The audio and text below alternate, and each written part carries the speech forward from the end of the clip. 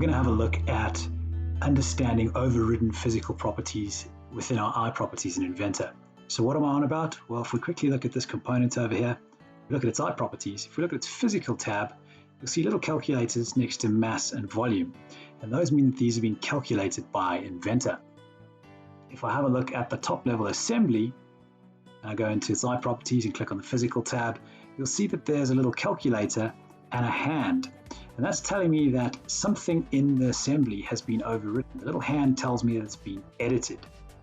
So how do I find the overridden components? I don't want to have to go into every single part to look for it. It's rather tricky to do. There's no hard and fast way to do this, but the quickest and easiest way is probably just to have a look at a bill of materials. Here I can see a list of all of the mass and volume for all of my components. And if I look at this part over here, it's got very round numbers, really specific, which is probably meaning that those are the ones that have been overridden. So if I open this part up and I go look at its iProperties and click on the physical tab, I can see that these are the overridden dimensions or the overridden properties.